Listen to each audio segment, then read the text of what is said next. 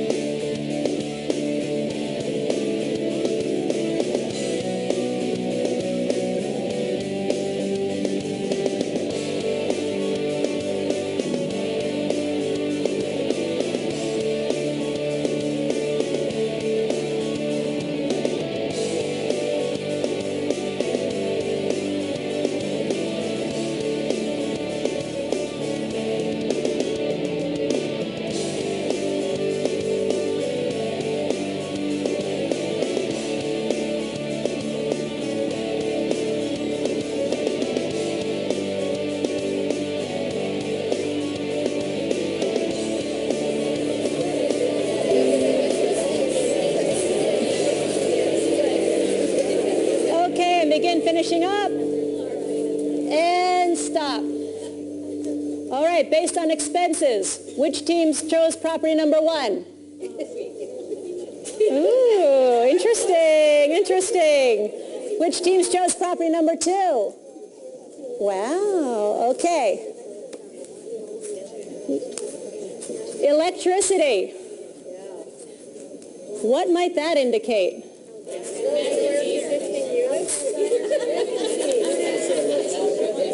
I heard it over here.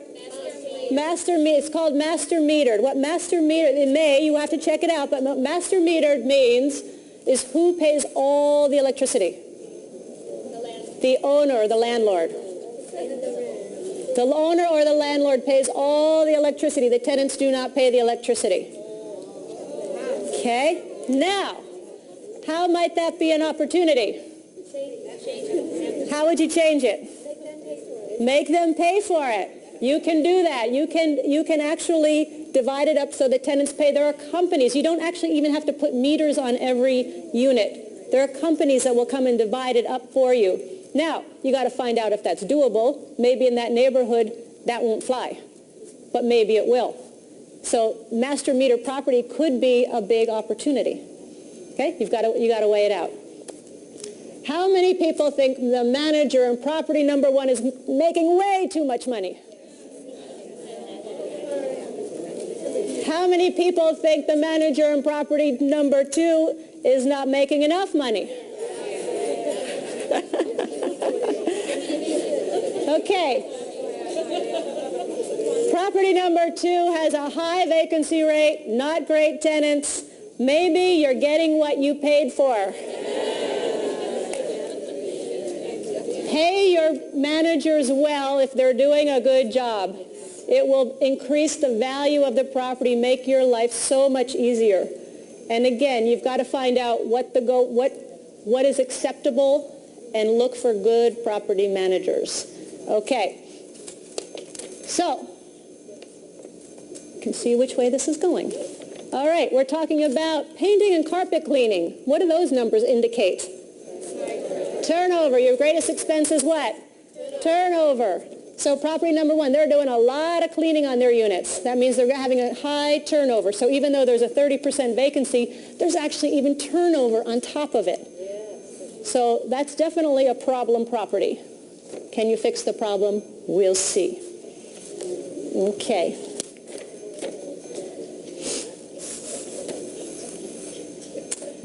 Okay, so again, Are you starting to see how the numbers start to tell a story?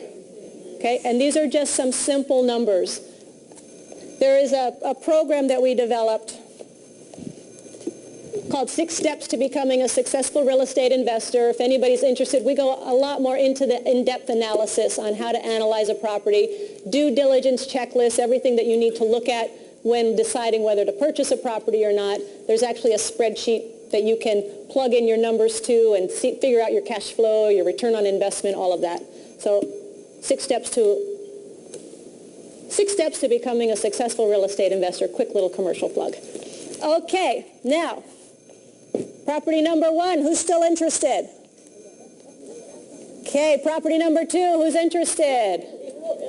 Who has no clue? All right, hang in there.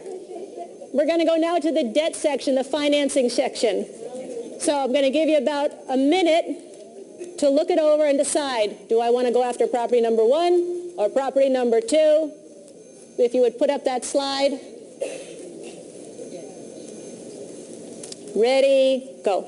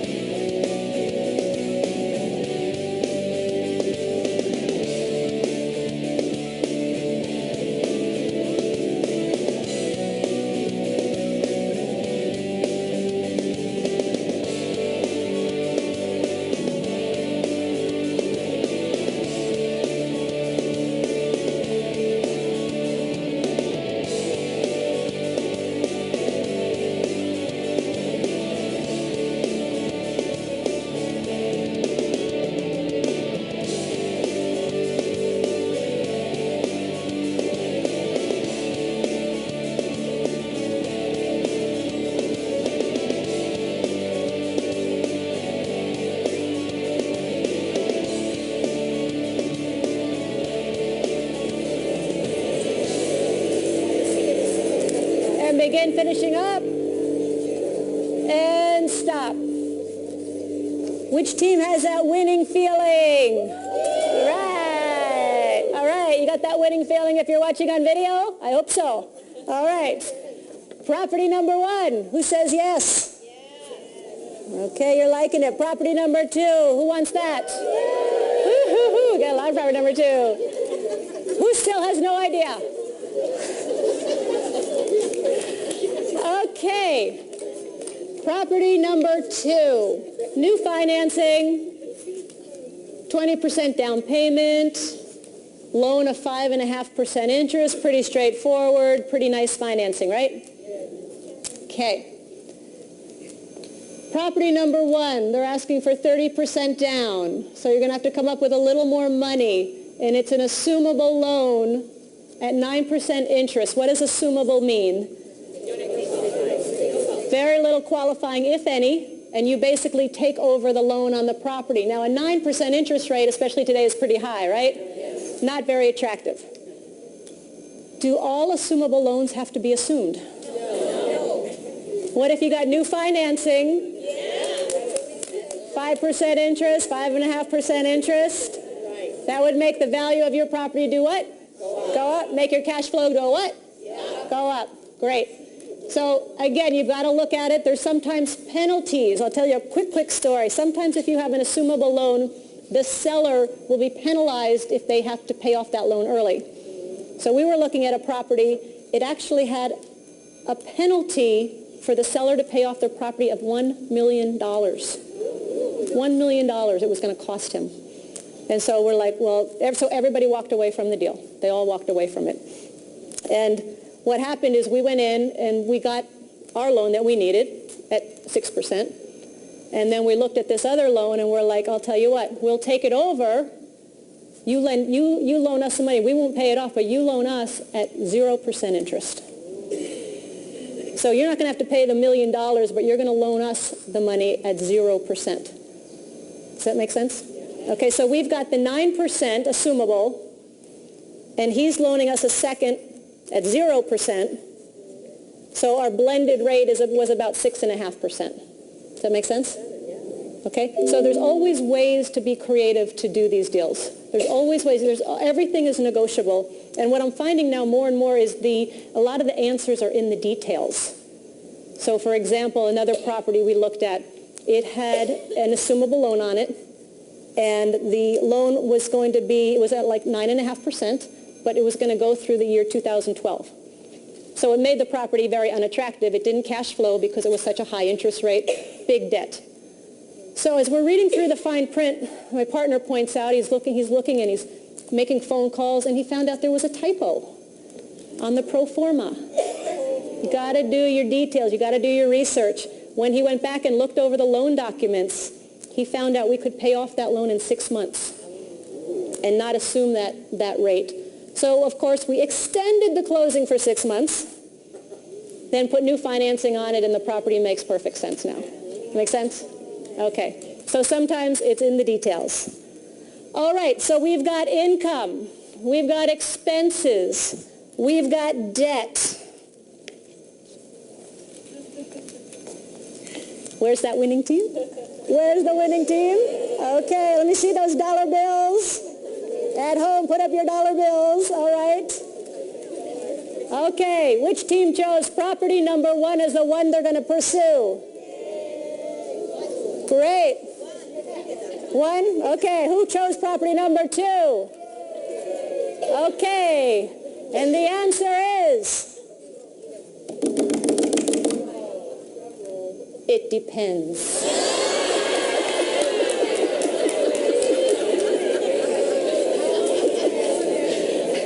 It depends. All of the questions that come up, the next step then is you've got to do your homework. You've got to find out, separate the fact from the fiction. Can you fix the problems? Does it make sense? It's all part of the numbers tell the story. Okay, so you can all keep your dollar bills. You guys played well.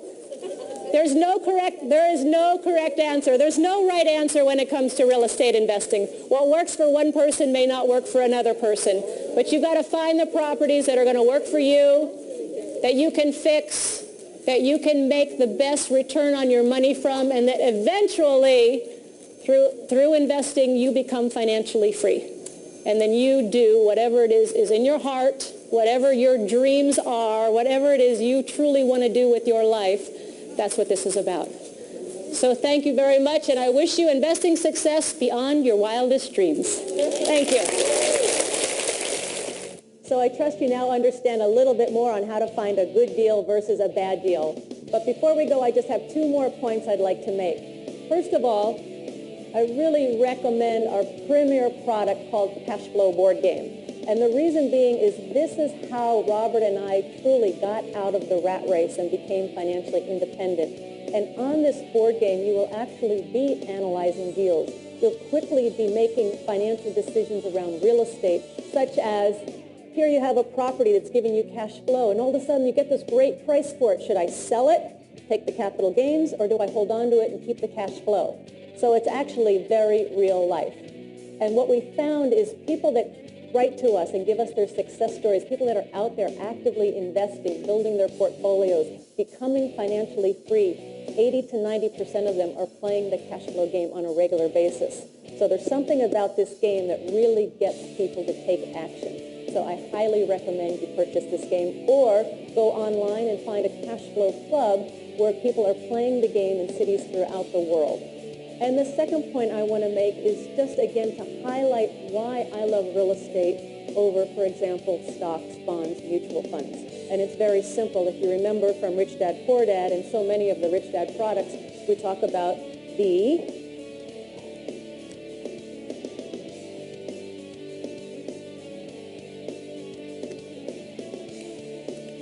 income statement, which is income and expenses, and the balance sheet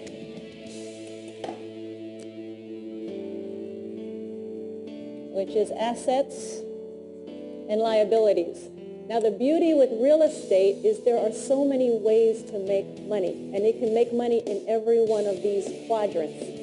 So in stocks, you might get appreciation. You buy low, you sell high. In some stocks, you might even get a little bit of a dividend or cash flow.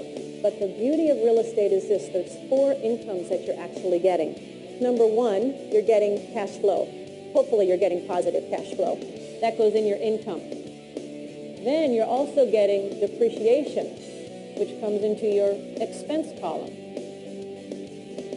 If the property is appreciating, then you get